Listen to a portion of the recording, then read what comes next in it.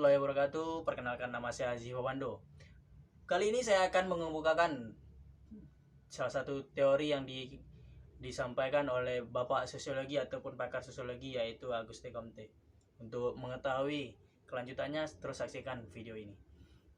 Baiklah, kali ini saya akan mengemukakan teori yang dikemukakan oleh Bapak Sosiologi ataupun pakar sosiologi, yaitu Auguste Comte, atau dikenal juga dengan Isidore Marie Auguste Francois Xavier Comte. Lahir di Montpellier, Prancis 17 Januari 1978, dan beliau meninggal di Paris, Prancis 5 September 1857 pada umur 59 tahun. Comte dijuluki juga sebagai Bapak Sosiologi karena ia adalah orang yang pertama kali memakai istilah sosiologi dan mengkaji sosiologi secara sistematis, sehingga ilmu tersebut melepaskan diri dari filsafat dan berdiri sendiri sejak pertengahan abad ke-19. Auguste Comte membagi sosiologi menjadi dua bagian, yaitu sosial statistik dan sosial dinamik. Sosial statistik dimasukkannya sebagai suatu studi tentang hukum-hukum aksi dan reaksi antara bagian-bagian dari suatu sistem sosial. Bagian yang paling penting dari sosiologi menurut Auguste Comte adalah apa yang disebutnya dengan sosial dinamik, yang didefinisikannya sebagai teori tentang perkembangan dan kemajuan masyarakat. Auguste Comte membagi teori sosiologi menjadi yang sering dikenal dengan hukum 3 tahap.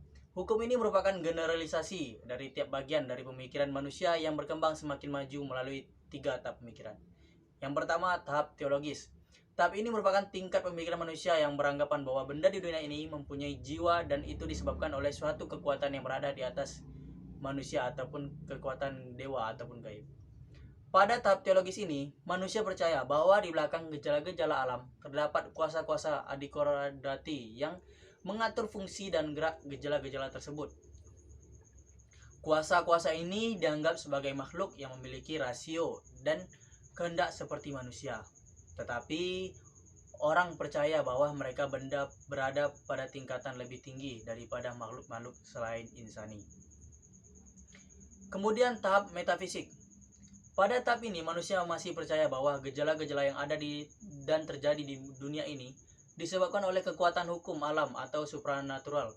Di tahap ini merupakan penyederhanaan dari kepercayaan terhadap dewa yang mengatur gejala yang terjadi. Tahapan ini sebenarnya hanya merupakan varian dari cara berpikir teologis, karena dianggap dewa-dewa hanya digantikan dengan kekuatan-kekuatan abstrak dengan pengertian ataupun dengan benda-benda lahiriah. Dan yang terakhir yaitu tahap positivis, yaitu tahap di mana manusia sanggup berpikir secara ilmiah, dan di tahap inilah berkembangnya ilmu pengetahuan.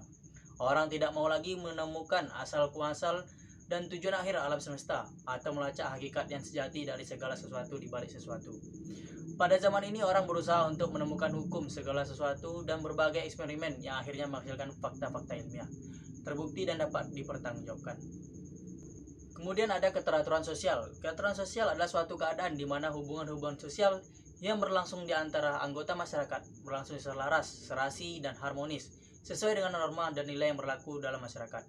Analisis Comte mengenai keteraturan sosial dapat dibagi dalam dua fase.